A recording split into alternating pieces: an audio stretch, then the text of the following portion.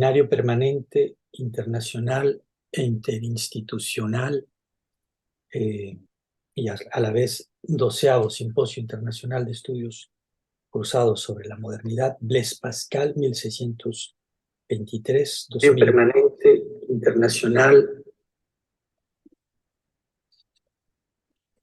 es.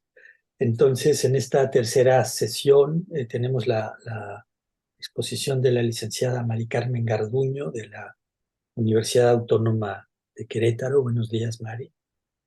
Egresada de la Facultad de Filosofía,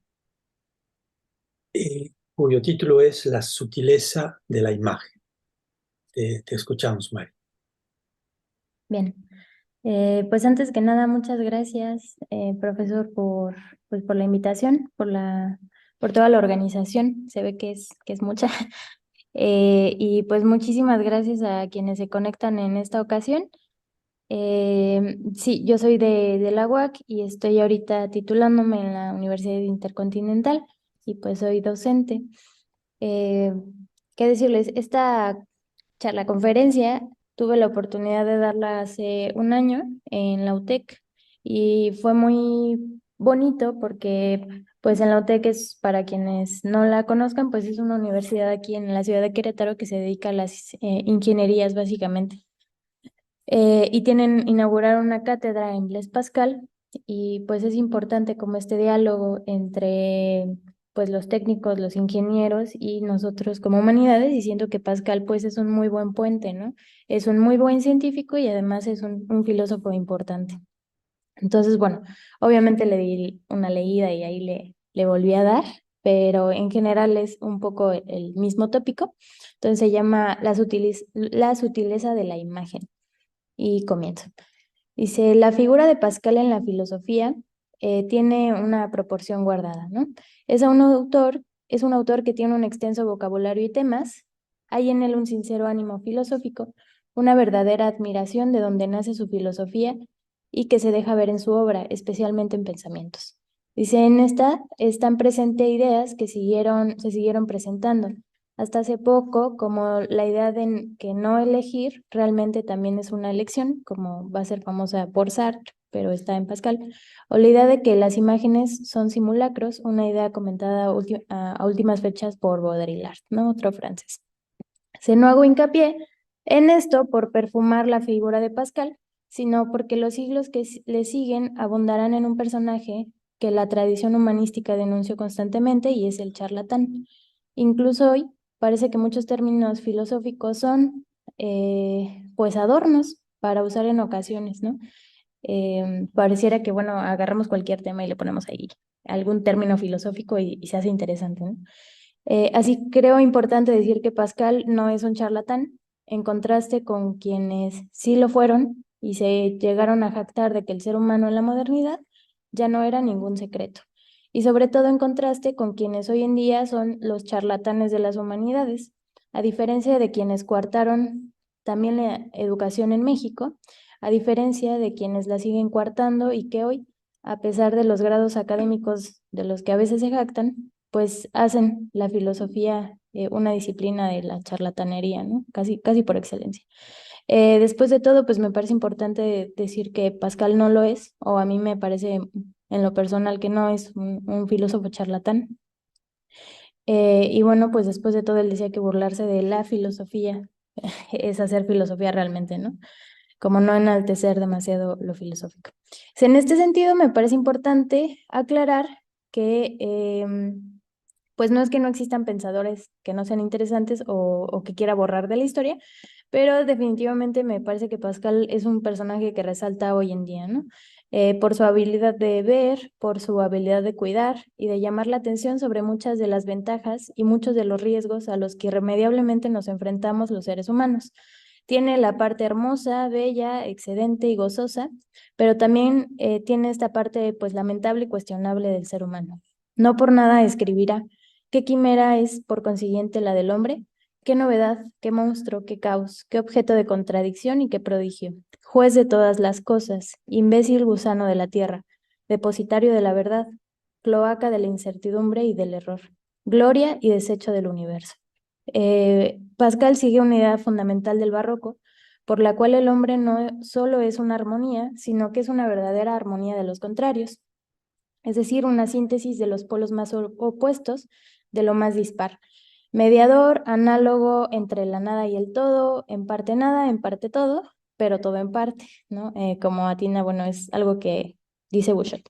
Dice, en esta mediación, proporción, es importante porque se perdió y sigue perdida, tal vez hoy más que nunca, y considero que hoy adolecemos de esta pérdida de proporcionalidad en la filosofía, ¿no?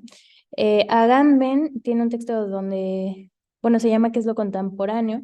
Y dice que ya no es momento de ver como las luces de la época y decir que seguimos siendo tal vez el siglo de las luces, sino que hay que ocuparnos un poco más en ver la oscuridad, los errores, las cosas en las que fallamos y que hacen al presente tan cuestionable, porque definitivamente hay algo pues que no huele bien en el presente y que hace de la vida un modelo de deshumanización constante, ¿no? Pascal nos ayuda a hacer esto y no solo a nosotros, puesto que es un buen termómetro de su época y sobre todo de las épocas que le siguieron, por denunciar la vanidad de las ciencias, por ignorar lo interior, ¿no? Pascal, me parece que al igual que Walter Benjamin, pues sería un sonido de alarma, ¿no? Dice, para nuestros días es una ventaja la jerga que usa, pero no porque sea fácil, y esa es su valía.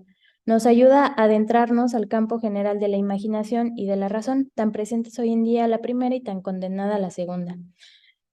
Pascal apelará constantemente a los matices, de modo que tanto excluir la razón, así como admitirla solo a ella, resultan dos excesos de los que se cuida constantemente. Y una de las claves en este matiz, como trataremos de mostrar, es la imagen y la imaginación, misma que al igual que la razón presenta sus ventajas, pero también sus riesgos.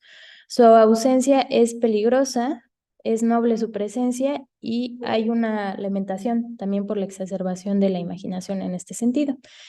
Y bueno, hay que decir, yo la verdad no soy experta en Pascal, pero últimamente me ha gustado este tema en su obra. Me parece que Pascal nos saca de nuestra zona de confort desde la forma en la que está escrita su obra que comentaré, Pensamientos, que fue, bueno, escrita, es del 1670, pero se escribe alrededor de 10 años antes. Pascal es un personaje que sufre y da frutos a raíz de un cambio en su vida que le hace crítico con su pasado. Podríamos decir que nadie sabe más pues de pan que el propio panadero. Entonces, me parece también un personaje importante porque hace una, pues, no retractación en sentido estricto, pero sí se atreve a decir, pues hay cosas que dije y que a lo mejor podría haber dicho de otro modo, ¿no? Y pues es algo que al menos se ha perdido en la tradición filosófica, un poco decir, pues la neta me equivoqué, ¿no? Em, Hace una descripción del hombre y bueno, se dice que en los fragmentos tenemos ideas de una forma tosca.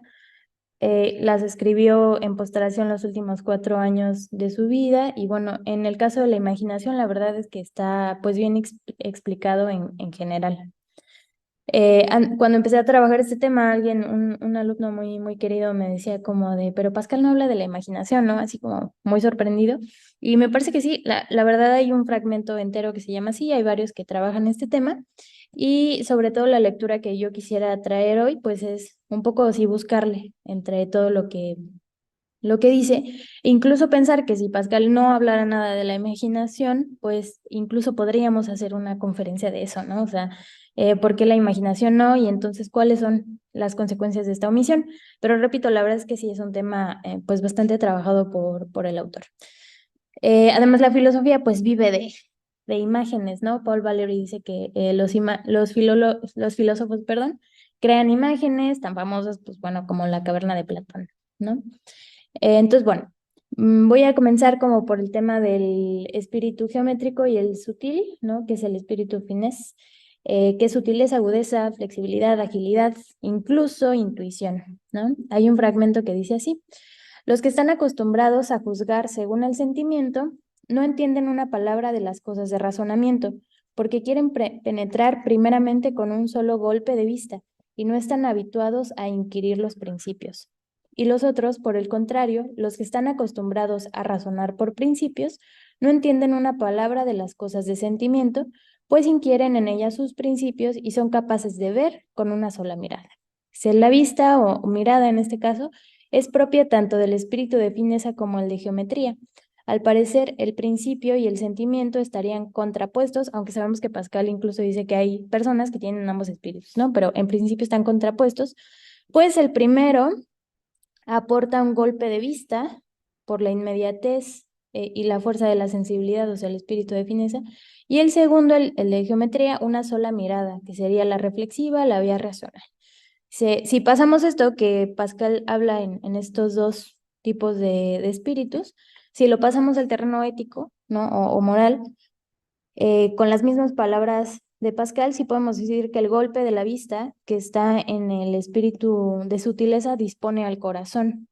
De hecho, encontramos fragmentos en donde hay una explícita ponderación hasta hacia este tipo de espíritus, y bueno, el defínese, como en el caso de la caridad, tan importante para Pascal, que sabemos que tiene una relación ahí especial con los enfermos, la cual, aclara el autor, no es un mero objeto del entendimiento, sino una puerta para comprender la miseria y grandeza del ser humano. Pascal incluso menciona que para la verdad y la justicia hace falta sutileza, y por esta razón me parece más importante ponderar el papel de la imagen en este espíritu sutil. Sigo con los tipos de espíritu. Los geómetras, que no son sino geómetras, tienen pues el espíritu recto, pero con tal que se les expliquen bien todas las cosas con definiciones y principios. Si no, son falsos e insoportables, porque no son rectos más que apoyándose en principios bien esclarecidos, y aquí pone ejemplos del agua, ¿no? Y también agrega, y los finos, que no son sino finos, no pueden tener la paciencia de descender hasta los primeros principios de las cosas especulativas y de imaginación que jamás han visto en el mundo y son absolutamente inusitadas. Entonces, en la discusión del espíritu geométrico y de fineza hay otro elemento de imagen, además de la mirada, que sería la imaginación como tal, que Pascal atribuye al primero de estos, pues permite ahondar en la especulación, o sea, mientras el espíritu de fineza necesita un golpe de vista, como una sensibilidad apresto, ¿no? También nos va a decir que el espíritu geométrico necesita de la imaginación, porque la imaginación nos permite especular. Dice, en este sentido, Pascal sigue la idea de que sería imposible pensar sin una imagen de por medio. Este hecho haría difícil emparentar en un sentido amplio a este autor con las consecuencias del nacimiento de la ciencia moderna, pues éste expulsará a la imaginación del ámbito del conocimiento y la tildará de irrealidad, ¿no? Como bien recuerda otra vez Agamben en su texto Infancia e Historia, ahí Agamben recuerda esta frase muy famosa que es nihil potest homo intelligere sine phantasmate. El ser humano no puede saber nada sin imaginación. Y bueno, justamente después de Pascal, pues se va a empezar a menospreciar el papel de la imagen, de la imaginación, de la estética en general, ¿no? Si Pascal sigue ponderando el papel de la imaginación en la especulación, de ahí se sigue que sea un autor especial en la llamada querela de los antiguos y modernos, ya que no se decantará por ninguno de estos bandos o banderas que tanto obcecan a la filosofía. Como trataremos de analizar, optar por los antiguos o los modernos será una actitud frente a la que la filosofía de este autor nos pone alerta, debido a que tiene presente que tanto las impresiones, nuevamente hablando de sensibilidad de lo antiguo, así como los encantos de la novedad, bien pueden ser fuente de error. Por lo tanto, cabe considerar que no por nuevo algo tiene crédito, pero tampoco por antiguo. Entonces, Pascal se pregunta constantemente, ¿quién pondrá la medida de lo verdadero? Hay otro fragmento. Dice, también los cuadros, vistos de demasiado lejos o demasiado cerca, no hay más que un punto indivisible que es un buen lugar. Los otros están demasiado cerca o demasiado lejos o altos o bajos. La perspectiva asigna aquel punto cuando se trata del arte de la pintura, pero en la verdad y la moral, ¿quién lo asignará? Pascal retoma una célebre discusión estética abierta por Horacio, que se puede arrastrar hasta Aristóteles, en su epístola de Horacio a los Pisones, que se resume en la conocida locución ut pictura poiesis, como en la pintura, así en la poesía. Esta frase, como bien se retoma en el fragmento anterior, aporta el sentido de la medida de la proporción, de encontrar el buen lugar, desde donde mirar, ver y en este caso actuar. Se ha puesto de relieve que Pascal ponderará la proporción, comparación, relación o, como se dice en griego, analogía. Por este motivo, con mucha honestidad, y bueno, yo hablaría de sanidad filosófica, recordando que pues, la filosofía también se ha comprendido como una medicina para el humano. con mucha sanidad filosófica, invita a evitar actitudes poco proporcionales a las que desafortunadamente hoy resulta tan fácil adherirse y que han sido desde varios siglos la constante de algunos autores y culturas con vasta influencia por doquier. Hay quien ha recordado con cierta ironía que la etimología de moderno es justamente modo, medida, ironía ante la pérdida de proporcionalidad ironía ante la pérdida de proporcionalidad que se perdió a partir del siglo de las luces y que hará del hombre el centro de todas las cosas, ¿no? Y aquí la modernidad, también hay que decir, pues que van a salir estos pensadores tipo Rousseau o Voltaire, que pues van a tener una actitud muy eh, ponderadamente hacia lo varonil, ¿no? Y entonces se va a vilipendiar mucho el papel de lo femenino, justamente aquí con los modernos, ¿no? Aquí hay un sentido de la imagen a la que Pascal se refiere, pues la verdad, entendida pues certidumbre de todo lo real y como regla para medir todo, también se puede convertir en un ídolo, ¿no? Em, y dice así, la verdad, si no quiere ser mera imagen, implica directamente una actitud humana que sería la caridad, ¿no? Y creo que aquí, pues la caridad sería la gran diferencia, tal vez, entre aferrarnos a la verdad intelectualmente y no. Aquí recuerda a un amigo que hace algunas semanas me compartía la idea de que la filosofía también requiere de humildad, pues se entiende como un servicio y no como una mera disciplina intelectual que tendría como último fin a mí misma en este caso, ¿no? Pues aunque requiere de intelecto y paciencia, es cierto que también reclama vivir e invitar a los demás en un espíritu de servicio. Entonces aquí la imagen sirve para advertir que la filosofía puede ser nuestra excusa perfecta para generar una superioridad ante los demás, fundamentada en la verdad que nos hemos fabricado. Y bueno, también quisiera recordar, hay un programa que se llama Una Belleza Nueva, en donde entrevistan a Jean-Luc Nancy en el 2007, y él consideraba que uno de los problemas de lo contemporáneo pues era un exceso de positividad justamente, o sea, como saber completamente lo que somos, qué me gusta, qué no me gusta, qué quiero hacer, qué sí soy, qué no soy, cuál es mi identidad, todo lo sé, ¿no? Y pues decía que eso traiciona realmente el tipo de conocimiento que podemos tener de nosotros mismos, ¿no? O sea, si la tarea es conocernos, con Pascal, que de hecho ahí Jean-Luc Nancy habla de Pascal, conocernos en Pascal también tiene esta dimensión de la ignorancia, ¿no? Y del vacío y de la debilidad humana, justamente de la miseria. Em, entonces, bueno, uy, me perdí.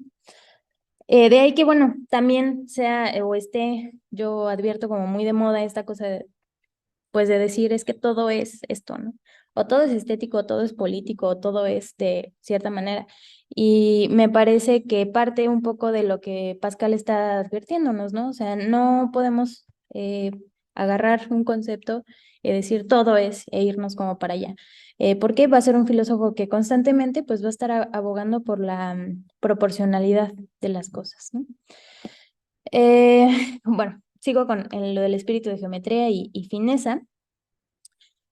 Hay otro tipo de distinciones que pues serían de cajón cuando estamos hablando de imagen. Por ejemplo, eh, como cuando Pascal habla de la ocultación de lo divino, que es un tópico así muy famoso, ¿no?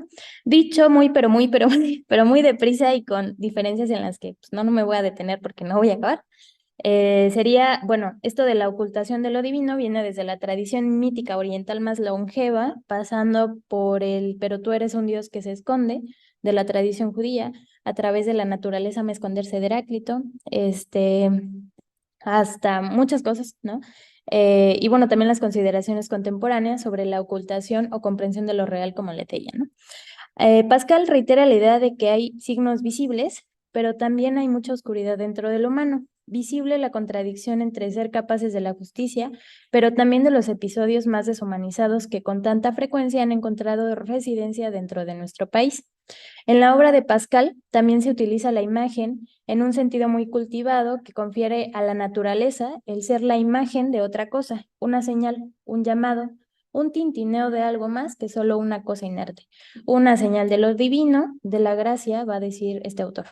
Por esta razón, los pequeños signos visibles, como el sol, una fuente, un rostro, una comida, son propensos a ser imágenes donde se muestra la ocultación de la gran belleza, que por cierto es una película italiana muy bonita, o como dirá Rambo, del seno de la tierra henchido de sangre. Y otra vez podríamos aludir a Heráclito con aquí también están los dioses, ¿no? El autor también habla de las imágenes como figuras, pero aquí se refiere a claves interpretativas para textos sagrados en los que, como es sabido, pueden interpretarse uno a partir del otro. O como escuché alguna vez, ¿no? Que las figuras son como imaginar que el Antiguo Testamento, que es el texto del que empieza a hablar Pascal, pues está como embarazado del Nuevo Testamento, ¿no? Podemos ver en el primero figuras que estarían también en el segundo y son claves interpretativas o mejor dicho, de exégesis, ¿no? También leemos en Pascal que hay luces naturales, haciendo referencia a la razón natural, pero hablamos de luz. También leemos sobre los ojos de los hombres que salen de sí mismos y no se convierten en el centro de sí mismos. O sea, en Pascal hay un poco un abre los ojos, ¿no? Una apreciación que nuevamente pareciera ser escuchada hoy, puesto que justamente en el diálogo de Husserl y Santo Tomás que escribe Wittgenstein, uno de los puntos más pues, álgidos o interesantes del diálogo, a mi parecer, es cuando se critica el método fenomenológico como un egocentrismo, ¿no? O sea, centrado en el ego, en el yo. Y un poco, pues Pascal te anima a eso, ¿no? O sea, abre los ojos y ve que no todo eres tú, es el yo. Es pues una discusión que sigue a flor de piel filosófica, tan vigente como las críticas a la propuesta de Heidegger, que aunque se esfuerce por sacar la filosofía del yo, en el que la metió la ciencia moderna, no han faltado quienes observen también una tendencia al sí mismo en el mismo Heidegger, ¿no? Hannah Arendt, Wittgenstein, Buber, Levinas y todo un montón de gente. Y recordemos la propuesta de Pascal y de los mencionados y muchos otros, es que la filosofía, al ser una disciplina humana, acarrea una ética, o en su defecto, pues va a acarrear la omisión de la misma. Además de estos significados de la imagen, en los que pues no me he detenido mucho, en Pascal hay otras distinciones que parecen importantes, ¿no? Hay que decir que la imaginación, específicamente para Pascal, es dominante en el hombre, ¿no? Entonces vamos a ver por qué es dominante, ¿no? En sentido estricto, pues porque nos vemos persuadidos por esta. E incluso dice que es una segunda naturaleza y esta afirmación en un principio no es un buen halago, porque la imaginación es maestra de error y falsedad. Si ustedes ven algunas de las clasificaciones que se han hecho de los fragmentos, van a encontrar de pensamientos, van a encontrar que el tema de la imaginación siempre está junto a vanidad del hombre, ¿no? Casi siempre. Em, ¿Por qué? Porque en primera instancia es maestra de error y falsedad. Este papel dominante explicaría que sea posible ver a alguien hacer la mayor atrocidad mientras piensa hacer la mayor de las bondades. Por eso es que la imaginación es tan delicada, porque por medio de ella podemos estar pensando que hacemos blanco cuando realmente no lo estamos haciendo, ¿no? De momento parece que la imagen en estos arrebatos procura todo menos sutileza. Sería obra de la imaginación que el hombre pudiera ser presa de error y falsedad sin comparación. También explicaría ese grado tan contradictorio que podemos llegar a ser. ¿Qué hacemos ante esto? ¿La condenamos a la imagen, a la imaginación o qué hacemos, no? Pascal, ¿qué nos propone? Nos propone huir de la imaginación, porque no solo es alumna, sino maestra del error. Podría pensarse que el autor se suma a aquellos que descalifican a la imaginación de todo el proceso de saber y que, como ha comentado recientemente Didier Huberman, rebajan todo lo que tenga que ver con la imagen a una cuestión puramente de engaño, o puramente aparente o puramente estética, ¿no? Y por ello insustancial para el pensamiento y digna de desprecio, de desdén, ¿no? O pensar que, bueno, o quienes estudiamos cosas de imagen, pues no somos tan intelectuales, ¿no? Hay gente que piensa un poco así. Estaríamos tentados a suscribir que Pascal pasa de largo por el tema de la imaginación, ya que esta no apartaría nada al pensamiento. Y bueno, también recordar que sí hay fragmentos en donde Pascal dice que el pensamiento, pues, es básicamente la dignidad o el principio de la dignidad humana, ¿no? O sea, hay que esforzarnos por pensar, eso sí lo dice. Solo que, bueno, hay que ver si este tipo de pensar no interpela también la imagen y la imaginación, la sensibilidad. El Pascal agrega, y esto es muy importante, muy importante, que la imaginación, la imagen es muy embustera, pero no lo es siempre. Y en un tono característicamente barroco va a decir, porque sería regla infalible de verdad si fuera regla infalible de la mentira. O sea, como no es posible afirmar que la imagen nos engaña en todos los casos, entonces tampoco la podemos despachar, ¿no? No sería pues tan fácil, porque hay casos en donde, que Pascal es muy consciente, en donde la imagen, el sentimiento, la presteza nos ayudan. Entonces, no sería tan fácil como pues despacharla, ¿no? Nótese que pues Pascal tiene buenos olfato, tiene un espíritu de finura, de delicadeza, en advertir que mientras más se condena a la imaginación, más se pierde de vista que la verdad o la falsedad de la misma no reside en que sea una imagen, sino en otra cosa. Incluso podríamos decir que la imaginación es un buen contrapeso, un equilibrio para no llevar a exceso el pensamiento, pero tampoco para desecharle por principio. Porque otra vez sería muy exagerado condenar a la imaginación, como sería pues exagerado en Pascal defenderla y entonces decir, olvídate del pensamiento, vámonos pues de boca por la imaginación. Tampoco es la propuesta. Pascal renuncia a extraer los riesgos de la imaginación, perdón, Pascal renuncia a extraer de los riesgos de la imaginación una regla infalible de verdad o de mentira. Y por esto mismo, consideramos que no es tan sencillo separar sin más a ambos. No tenemos por un lado a la razón y por el otro a la imaginación. No tenemos por un lado a la verdad y por el otro al engaño. Y dicho de otro modo, no tendremos una filosofía en la que todo o es blanco o es negro. Yo considero que, bueno, en Pascal hay una virtud como de hablar con matices y más que nada porque es difícil hacerlo por medio pues, de textos que no son tan largos, pero que definitivamente hay un pues, esfuerzo, o al menos es la sensación que yo tengo cuando lo leo, de que pues siempre estás como yendo de puntillas, ¿no? O sea, tratas de armar un poco lo que tú entiendes que está en los pensamientos y te cuida mucho de caer entonces en decir o en perder esta proporcionalidad que tanto, o es como que tan evidente en sus pensamientos, ¿no? Dice, esta proporción y tensión entre imagen y pensamiento nos salvaría de las grandes ideas sin el preciso emplazamiento filosófico. Maurizio Ferraris, un italiano, tiene un texto muy, muy bueno en donde dice que, bueno, no es buena idea repetir en 2017 cosas que se escribieron en 1887, ¿no? Lo dice hablando de Nietzsche. Y lo dice porque, pues, muchas veces nos avientan el cubetazo de las frases que han dicho los queridísimos filósofos y no nos dan la proporcionalidad, ¿no? De dónde está ubicado eso que se está diciendo. Entonces, pues se hacen pues filosofías fáciles, filosofías de blanco y negro, filosofías donde no hay proporción justamente medida. Y bueno, a mi parecer, pues estamos justamente padeciendo la falta de proporcionalidad, ¿no? Como crítica tal vez a la cuestión positivista, pues no, las flores no son solo lo que dice la biología, ¿no? Pero otra vez, entonces no hay que perdernos en esto o minimizar también este tipo de ciencias como la biología, ¿no? Porque también se podría dar el caso contrario en donde tú digas, bueno, como no todo es lo que dice la biología, entonces la biología no sirve para nada, ¿no? Y otra vez esa es una actitud excesiva, ¿no? No se trataría pues de vilipendiar a las disciplinas, pero tampoco de darles un papel que no tienen, ¿no? Creo que ese es el punto crucial en Pascal.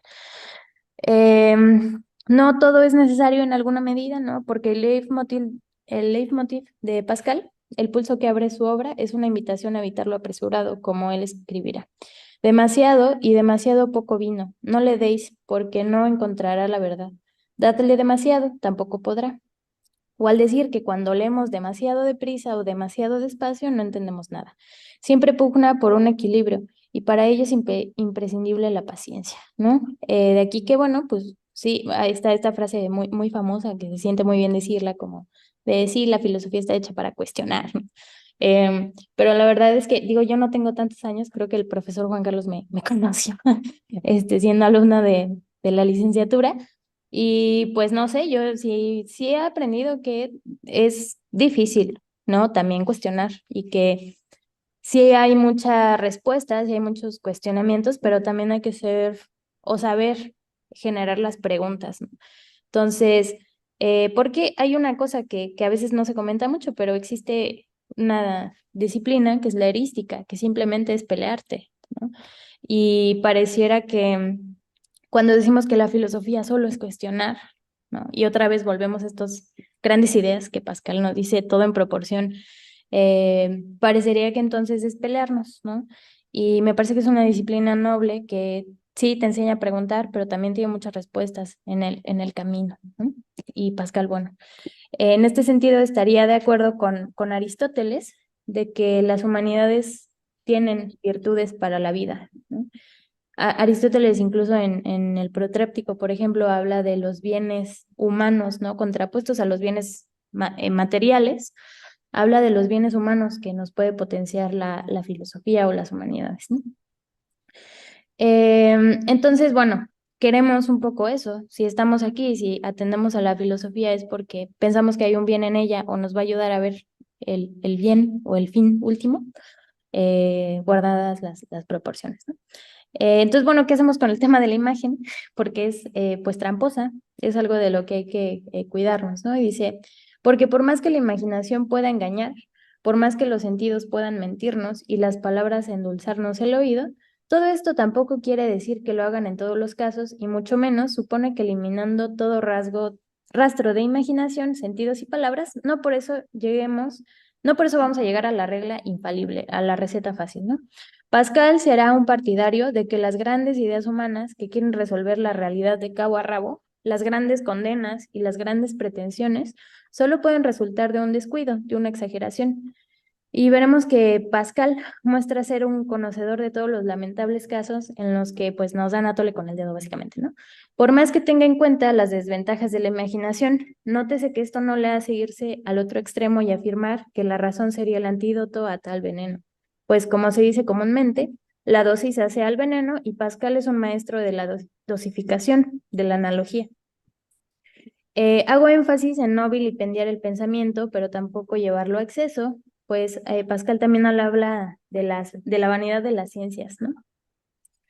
Em, y tal vez vilipendiando todo esto o queriendo pues salirnos de esta vanidad de las ciencias, que ya creo que es como muy evidente que las ciencias, sobre todo las ciencias positivas o exactas, no nos van a sacar del atolladero.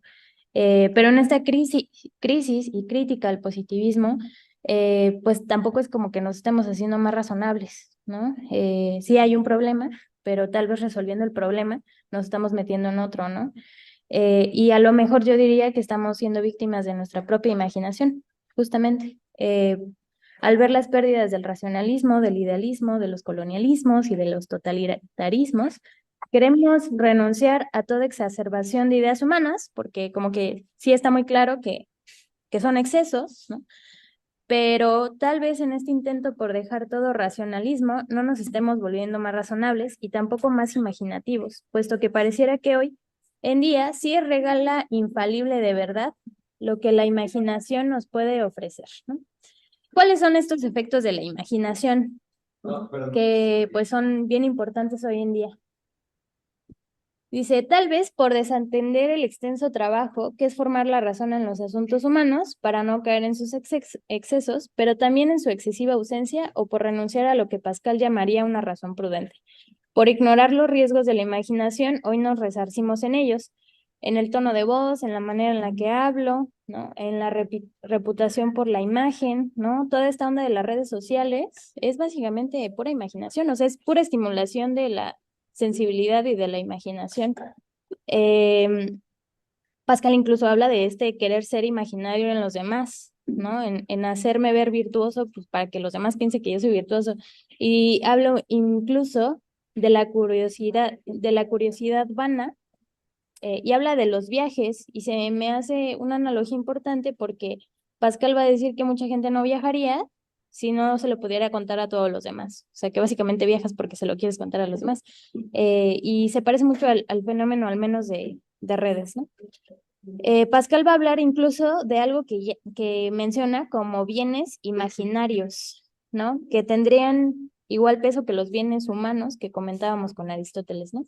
Entonces me preguntó si no sería bueno tener bienes imaginarios, ¿no? O sea, que nos preocupemos por la formación de nuestra imaginación y de nuestra sensibilidad, ¿no? Porque es muy riesgoso, porque caemos muy pronto en en la impresión sensible, en lo que se aparenta, ¿no? Que si me hablen de este tono de voz, ¿no? Incluso hoy vivimos en una cultura en donde nos preocupa mucho la indumentaria y cómo me veo, ¿no? Y cómo quiero que me vean los demás. Incluso Pascal va a decir que la imaginación es dueña del mundo. Solo le faltaría comentar que la imaginación es un león rugiente buscando a quien devorar, ¿no? Entonces, bueno, siguiendo un poco a Quintiliano, ¿no? Dice, pues no porque exista el veneno en el lenguaje y el veneno en la vida y la injusticia, o sea, no porque exista el veneno vamos a dejar de comer, ¿no? Entonces, el debate sería la formación o la humanización de la imaginación. Eh, para Pascal también la imaginación dispone de todo, crea la belleza, la justicia y la felicidad, que es el todo del mundo. Entonces, por medio de la imaginación también hay pues una propuesta de Pascal que la necesitamos para la belleza y la felicidad y la justicia. Entonces, de ahí que personalmente sienta que es importante el tema, porque pues si estamos pugnando como por alguna de estas cosas, la imaginación nos tendría que jugar a favor, ¿no? Sería el punto aliar estas dos potencias. Pascal dice que la imagen o la imaginación es una potencia, incluso una facultad, tan necesaria para el espíritu geométrico, como comentábamos al principio, así como para el de la sutileza, así de presente en la grandeza, pero también en la miseria del hombre.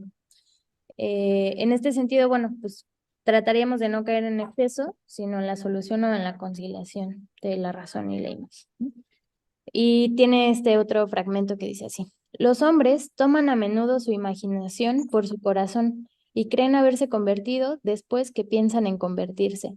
La razón obra con lentitud y con tantas vistas y sobre tantos principios que necesariamente deben tenerse presentes todos, que a cada instante se adormece o se extravía por la falta de algunos de esos principios. El sentimiento no obra así, obra en un instante y siempre está pronto a la acción. Nuestra fe, pues, debe ser colocada en los principios de corazón. Sin eso, permanecerá siempre vacilante. Entonces, la imagen como propuesta de Pascal se desdobla siempre junto a la razón, cuando ésta afecta a aquella, es decir, cuando yo puedo imaginar a voluntad y nosotros, bueno, y nosotros producimos lo imaginado y entonces imaginamos eso con voluntad. Incluso, bueno, puedo decir, actúe de manera loable, ¿no? Y entonces me puedo hacer la imagen de mí mismo y me acepto a mí mismo en mi imaginación. Dice, pero también puede ser que la razón se vea afectada por lo sensible, como en el caso de las ciencias imaginarias, que ahorita voy a comentar. O cuando dejamos, por ejemplo, que el enojo o cualquier pasión gobierne nuestras acciones, que es parte de la debilidad humana, y que ahí tenemos visiblemente una afectación de lo sensible hacia el razonamiento, ¿no? Mientras uno está enojado es muy difícil pensar. Además, encontramos en este fragmento la sensibilidad del corazón, que tendría que emparentarse con ese golpe de vista, intuición, que Pascal atribuye al espíritu de sutileza y que al igual que el corazón actúa según el sentimiento. De esta manera no se puede eliminar a la imaginación a gritos de racionalidad, pues aunque en esta paz la imaginación lleve la mejor parte, en la guerra lleva aún más. Jamás la razón vence totalmente a la imaginación, mientras que lo contrario es frecuente. De esta manera, si bien la imaginación nos resguarda de los excesos de la razón, también es necesario resguardarse de los excesos de ella misma, siendo más común un exceso de imaginación que uno de racionalidad, o mejor dicho, la racionalidad se sale de sus cabales a merced de la imaginación.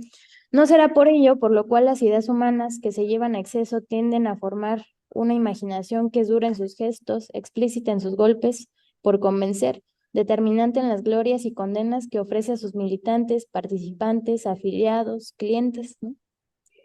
Y esto porque hay pues hay una diferencia muy grande entre lanzar grandes imágenes o convencer o persuadir por persuadir y realmente argumentar. Realmente la filosofía muchas veces nos invita a argumentar, no tanto a tirar línea, ¿no?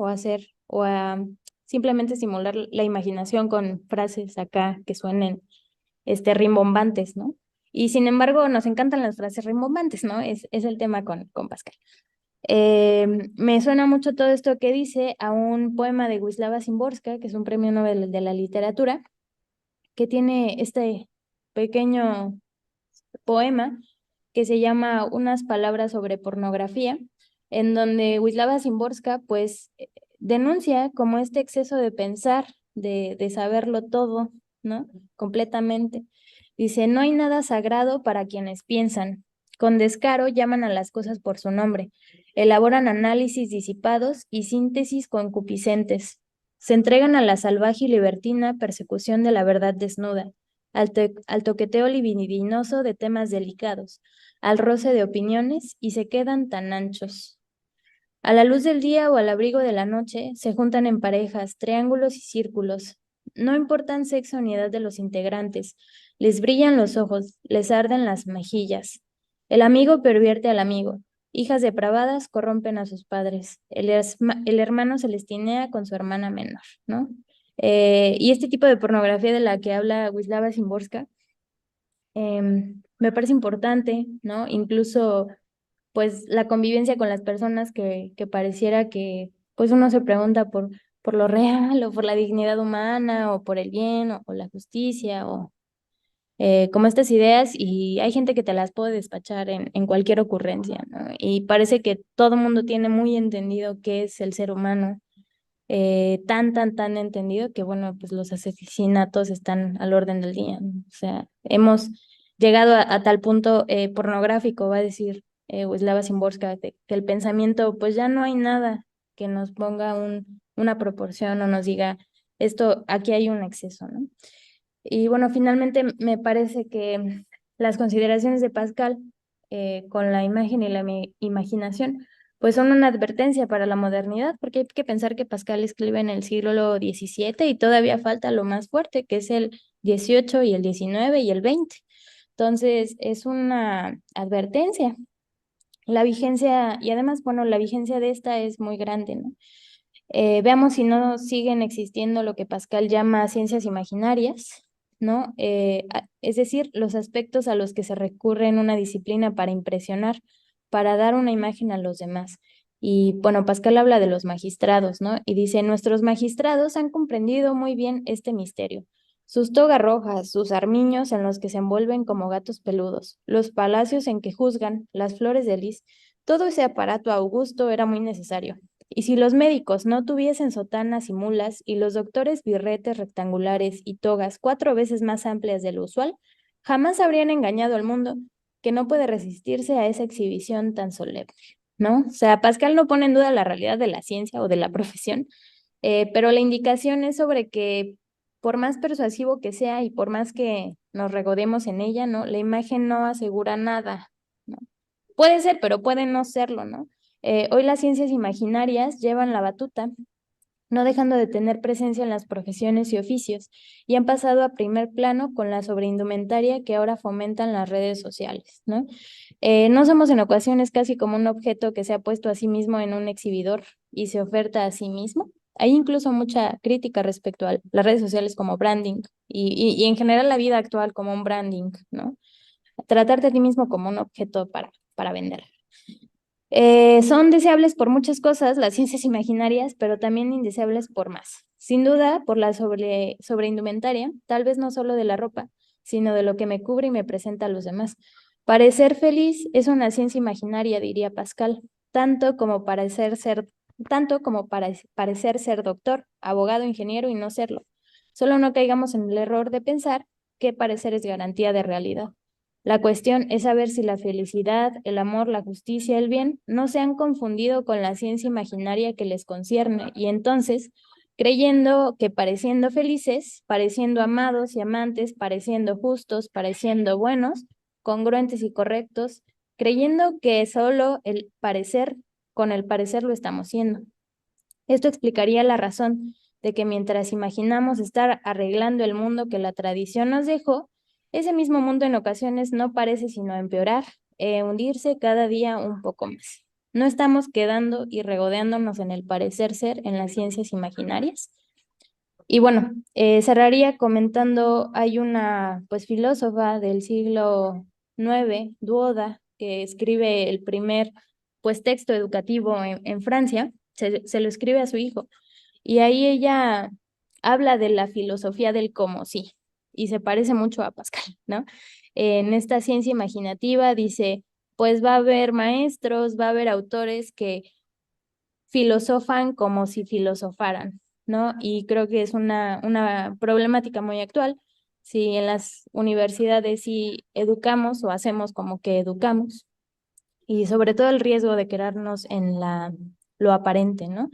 Reitero, Pascal hace mucho uso pues conveniente de la imaginación, incluso en sus fragmentos los más extensos hay un uso pues bastante sólido en donde la imaginación a voluntad es muy productiva para el pensamiento y sin embargo también tiene eh, pues, ¿no? Su proporcionalidad, su medida, y entonces, sí, el tema de la imaginación me parece importante simplemente porque es riesgoso, ¿no? Es riesgoso ignorarlo, es riesgoso no ser conscientes de todo lo que influye en nosotros y pues además filosóficamente nos trae beneficios, ¿no? Pensar por medio de imágenes, formar la sensibilidad y todas estas cosas. Entonces, bueno, hasta ahí yo dejaré mi participación. Muchas gracias.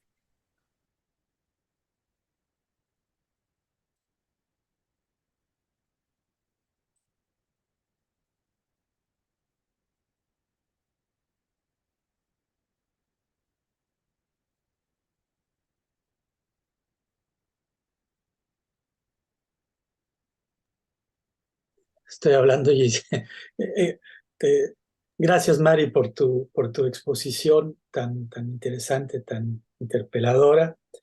Eh, Ahora pasaríamos a una sesión de seminario, ¿no? De conversación contigo.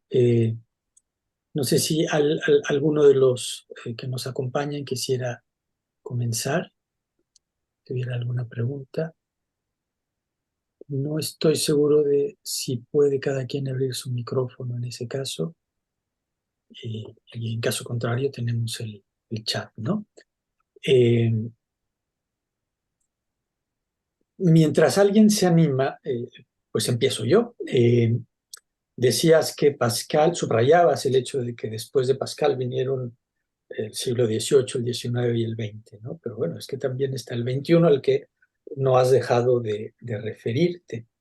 En este siglo XXI podríamos, bueno, justamente subrayaste tú el problema del cientificismo y cómo esta lucidez respecto de la importancia de la imagen que hay en Pascal nos puede ayudar a tomar distancia respecto del cientificismo, ¿no? Y eh, como estamos en 2023, no puede uno no pensar en los meses de la pandemia, ¿no?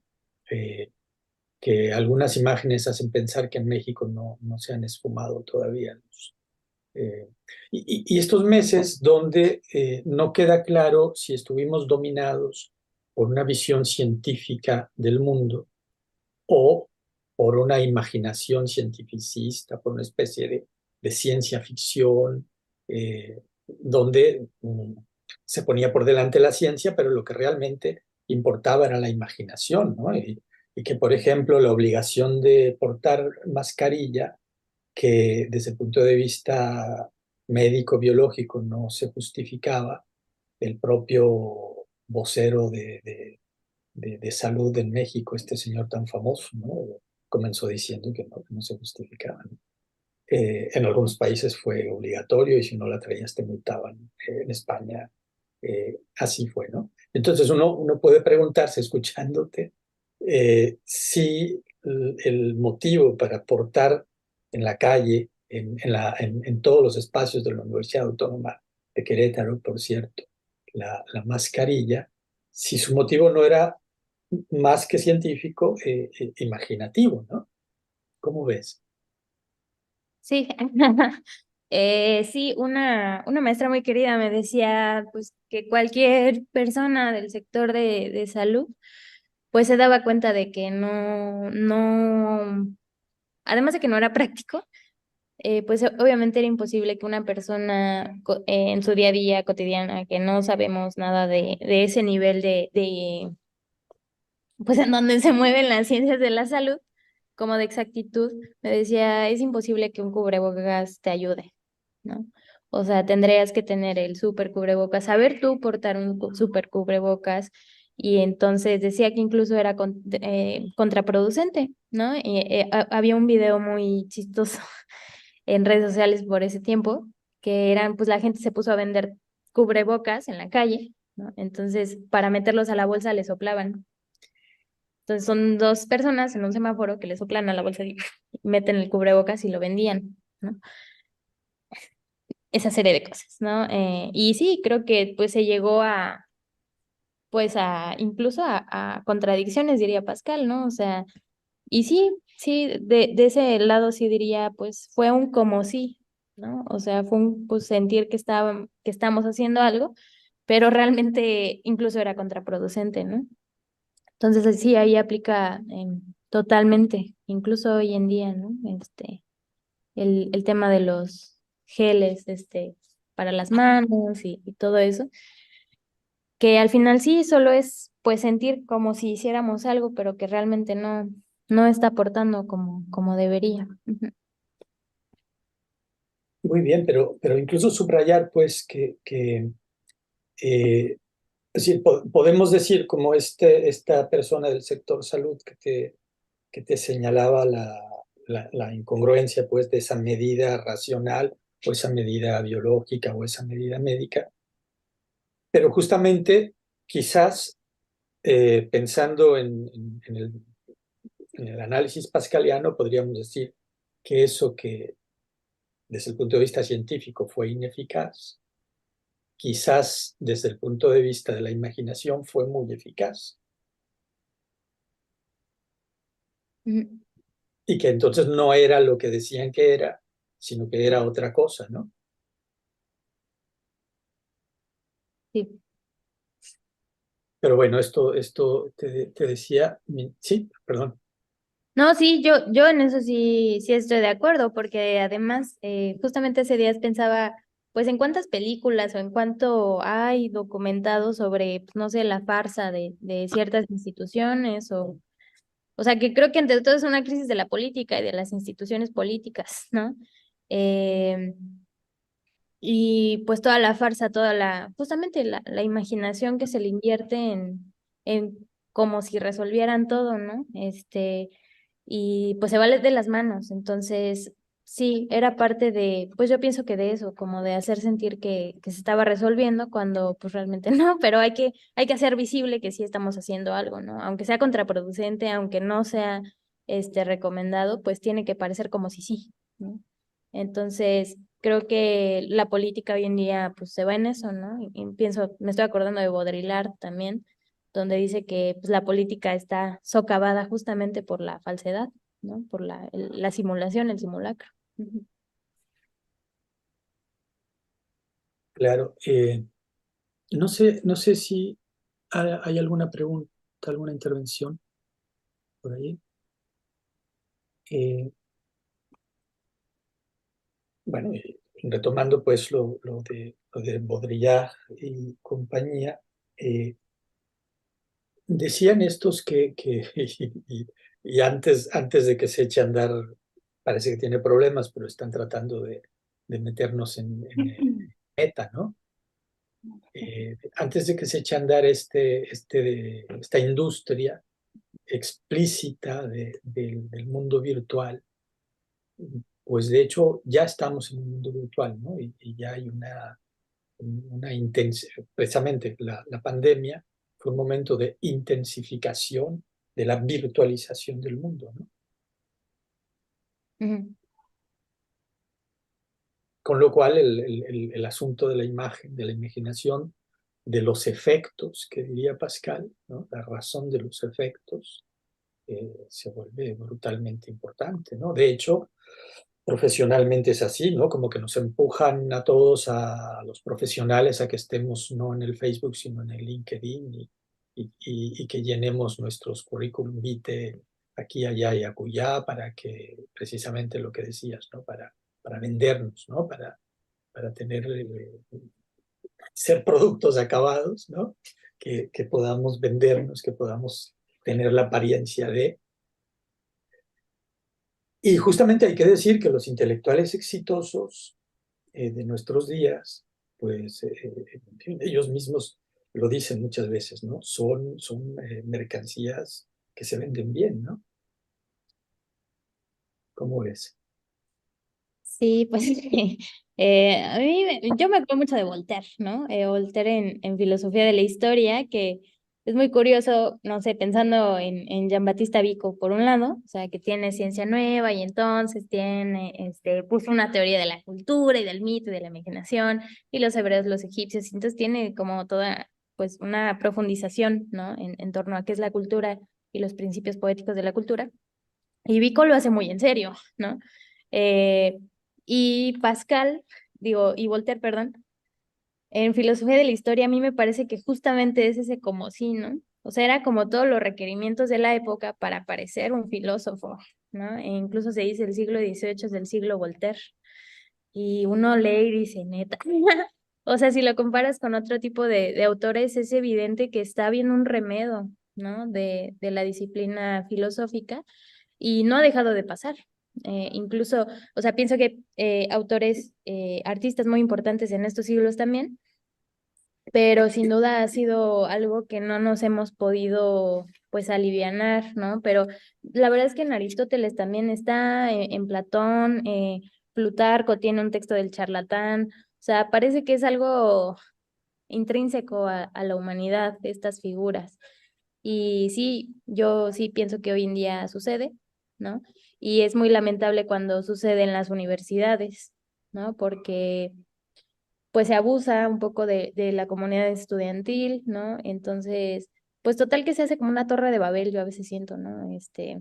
Como, no sé, a mí me ha sucedido que pues quiero hablar de tal tema y total que nunca lo logro, ¿no? Porque pareciera que ya los temas hoy están muy establecidos y la verdad es que la filosofía no sería, o sea, es como un poco incompatible con lo que hoy se está de moda, ¿no? Em, y entonces, bueno, sí hay estas grandes figuras, estos grandes intelectuales que, pues, perdón, pero un maestro también me decía, pues Bill Chung Han es así como, ¿no? Hay mucha gente que lo admira mucho. Yo no creo que sea tan charlatán, pero sí se me hace que, pues, no es tan profundo como otras posturas, ¿no? Y siempre están ahí como merodeando. Creo que el menos peor es Bill Chung Han, ¿no? Por eso no menciono. Pero sí, definitivamente la cuestión del SNI, la cuestión de los doctorados, la cuestión de los puntos, la cuestión de parecer filósofo, ¿no? Y sí, pero la verdad es que no sé si ya sea un poco de escepticismo mío, pero creo que no se va a arreglar, o sea, creo que siempre se ha denunciado este tipo de personajes y ahí están y ahí han estado, ¿no? Tal vez una diferencia es que, pues, por ejemplo, Pascal ya lleva 400 años, ¿no? Y lo seguimos leyendo. Y creo que ahí hay un signo de que realmente dice algo su obra, de que hay una profundidad, de que hay una aportación, porque al parecer con los charlatanes, pues pasa el tiempo y se les olvida. Bueno, Voltaire tampoco se nos olvida. El- pero, en fin, ¿quién más quisiera sumarse a la conversación? Buenas tardes. Buenas tardes. Pues yo me animo, yo me sumo, ya que me están convidando a ello. Muchas gracias, profesora Mari Carmen, por esta invitación a estar pensando la imagen, la imaginación con Pascal. Eh, pues yo principalmente son dos cuestiones las que quiero plantear. Primero voy a plantear esta que se conecta con lo que están platicando, porque se me hace bastante difícil el tema y cómo poderlo cortar, sobre todo porque estamos en instituciones en donde nos vinculamos finalmente laboralmente y todo eso teje también necesidades económicas, para lo que participan con CONACYT, participan como medidas, digamos, más o menos de organizarnos. Es decir, por supuesto que tienen muchísimas cosas que se podrían mejorar en general, pero quizá, digamos, en principio sería algo más accidental nuestro a nuestra tarea, ¿no? Nuestro ejercicio. Esta cuestión de no ser un charlatán, de ser sofista, yo estaba pensando con Heidegger, que lo mencionaste, y pensaba en que Heidegger, en un texto que es Introducción a la Filosofía, decía que el filósofo difícilmente, el profesor de filosofía difícilmente no es también sofista. Que él mismo, el filósofo, él como profesor, como filósofo, tiene sus momentos de sofista y precisamente frente a eso es frente a lo que hay que estar atento o forma parte del propio ejercicio del filósofo, estar atento a este tipo de fugas. Mencionaban a Voltaire o a Pascal para decir que estos años cierta razón podrían darnos en el peso que tiene su ejercicio para que estén vigentes. Y pues así como están los diálogos de Platón, también tenemos los textos de los sofistas. Es decir, no sería propiamente, digamos, esa cuestión de cómo se enfrentan lo que decidiría. O también se podría apelar a no poco de la cuestión religiosa. Entonces, respecto de la imaginación, eh, lo que yo me ponía a pensar es por lo central, es decir, con Heidegger también, la época de la imagen del mundo, que es un texto central y que acusa a la modernidad precisamente de ser esta época donde se cultiva la imagen del mundo. Y en otro texto también, que es ¿Qué significa pensar? Heidegger dice que hay que dar con Schopenhauer, porque desde 1818 su obra ha determinado de la manera más persistente, sobre todo porque resumió el pensamiento de la modernidad con la primera oración de su obra, que es El mundo es mi representación. Así nos lo han traducido, eso que es Die Welt ist meine Vorstellung. Pero ese concepto, Vorstellung, en alemán es lo que generalmente se utiliza por imaginación. Entonces, eso me hacía pensar, digamos, si no, lo que se ha logrado en esta modernidad es precisamente más bien una especie de reino de la imaginación. Varios autores en la línea de Schopenhauer, por ejemplo, uno de los más directos que sería Hans Weichinger, él es autor de este libro famoso que es La filosofía del como sí, un texto de 1911. También va en esta dirección.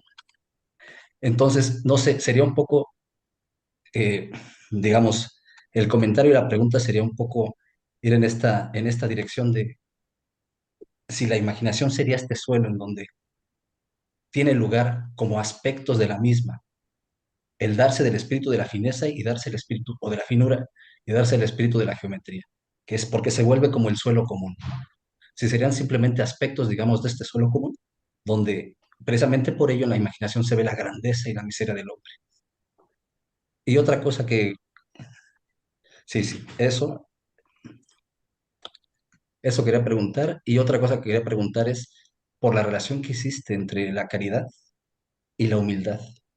Las mencionaste muy juntas y me parecía como que se ponían en relación y quería saber si acaso tenían que ver, porque este mismo autor, Schopenhauer, menciona que, por ejemplo, la humildad es la virtud del que no tiene otra, pero a su vez dice que eh, eh, la filosofía que construye dice que no puede entender otra forma de moral, de ética, que la ética de la caridad, de la compasión, pues, donde la caridad es una virtud junto con la justicia.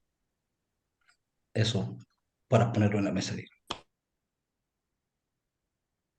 Muchas gracias, Jesús. De la primera parte, sí, sería un solo común, porque la imaginación sería como un medio para el pensamiento, o se mueve ahí el pensamiento. Es un poco la idea de al menos de Aristóteles y que va a seguir durante muchos siglos, que el pensamiento se ayuda de las imágenes y que el pensamiento genera imágenes justamente para pensar, ¿no? Incluso Aristóteles habla de las virtudes dianoéticas, por ejemplo, ¿no? Y todas usan imágenes. Y no me sabía, la verdad, esto de que representación, el término en alemán es imaginación. Está buenísimo ese dato. Y sí, sería una imagen al final del día. Lo que pasa es que no, como, o sea, la idea es que como no podemos desatender o desentendernos de la imaginación, o sea, incluso una cultura que la desestimó y entonces dijo, no, nosotros no hacemos imágenes, nosotros hacemos pensamientos, ¿no? Y razón y todo esto, pues lo que se generaron fue una imagen o un ídolo, ¿no? En otros términos. Entonces, ahí estarían como la cuestión de la imagen, ¿no? Pero siempre sería una consecuencia. A ver, permíteme 2 segunditos. Gracias. Y sobre las virtudes, bueno, sobre humildad y caridad, la primera, la de humildad, fue porque tengo un amigo que se llama Andrés, que está haciendo su tesis sobre la filosofía de la humildad.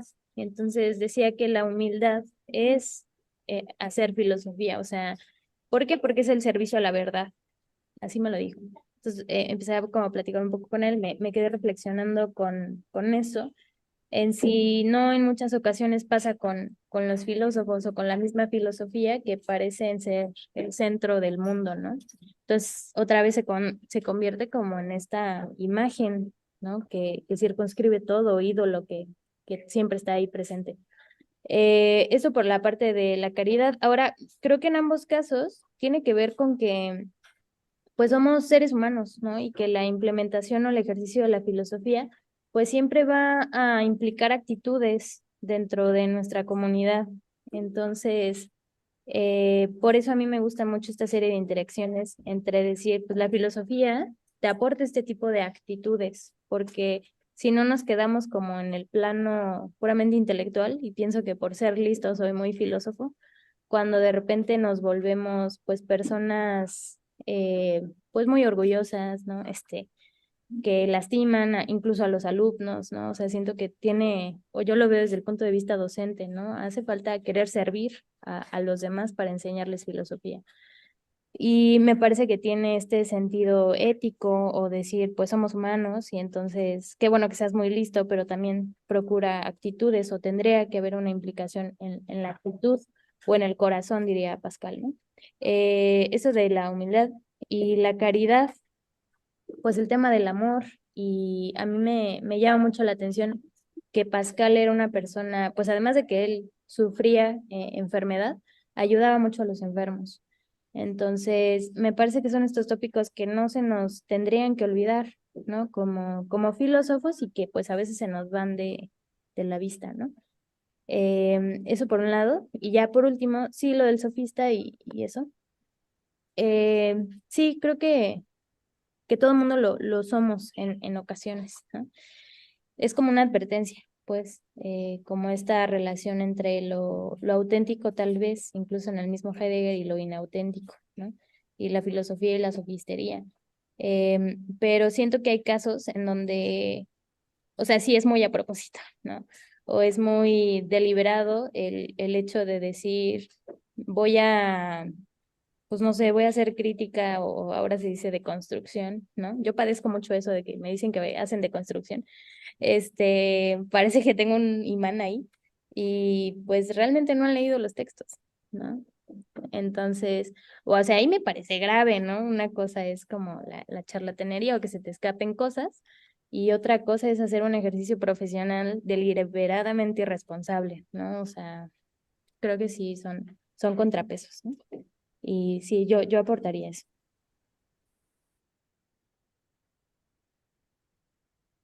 Sí que eso finalmente tiene que ver con la cuestión de la vocación, ¿no? Y ahí sí podríamos decir que difícilmente podemos determinar o eso difícilmente se puede alcanzar por grados. Nos tenemos que encontrar con esa situación y no va más allá de ello. Bueno, y lo de ayudar a los enfermos me parece interesante porque también Schopenhauer lo hacía, ¿no? Y a los orfanatos y además a las asociaciones de maltrato de animales, etcétera, etcétera, en una postura un tanto o más bien contraria. Bueno, un último detalle que quería mencionar, que se me pasó hace un rato, lo siento, para, ya que estoy dentro metido, es que tenía que ver con lo de si la filosofía solo es cuestionar, porque me parecía que criticabas esto del cuestionar de la filosofía y que parece que solamente caen en cuestionar y no se va mucho más allá de ello. Y me preguntaba si, ¿cuál sería el problema que tendría la filosofía con ser propiamente solo cuestionar? Quizá el problema no radicaría más bien en lo que estamos entendiendo por cuestionar. Pensaba, por ejemplo, de nuevo en Heidegger, que él decía que hay que proponer cuestiones. pero advertía que cuestiones no son ocurrencias. Cuestiones tampoco son los problemas hoy en día al uso que uno coge al azar de lo que se oye decir, de lo que se lee y que adereza con un gesto de profundo ensimismamiento. Cuestiones surgen solo del habérselas con las cosas y cosas solo hay aquí cuando se tienen ojos. Esto lo hace sobre todo porque está dirigiéndose a criticar lo que llama el negocio de los problemas, de lo que viven las academias. Bueno, eh, mencionaste que la proporción es lo que se volvía lo necesario. Y tú dijiste que la proporción para poder poner, digamos, en tensión ambos espíritus, el de finura y el de razón, por ejemplo, pero tú mencionaste de pronto donde no hay proporción, medida, y el término de medida me asaltó como pensando si no es un concepto más bien, digamos, acorde con el espíritu de razón o con el espíritu geométrico. Por ejemplo, así lo define Cassirer. La geometría finalmente es la ciencia de el límite y la medida. Si no tendría que ver con un estar, digamos, más inclinándose hacia dicho espíritu de razón. Gracias. Del tema de cuestionar, sí, justamente yo me adheriría a lo que dices, o sea, de que a veces cuestionar se entiende como las ocurrencias, ¿no? Y pues eso no es muy difícil, o sea, por eso yo mencionaba la erística, ¿no? Eh, o sea, como pensar que para hacer un pleito no necesitas estudiar filosofía, o sea, para eso no se necesita. Y la filosofía sí requiere pues más tiempo, más paciencia, y si no se promueve que muchísimo antes que este arrebato de cuestionar por cuestionar en la ocurrencia, pues se aprenden un montón de cosas, o sea, entre ellas pues la lógica, ¿no? Y sobre todo rescatando que la filosofía nace de la admiración, ¿no?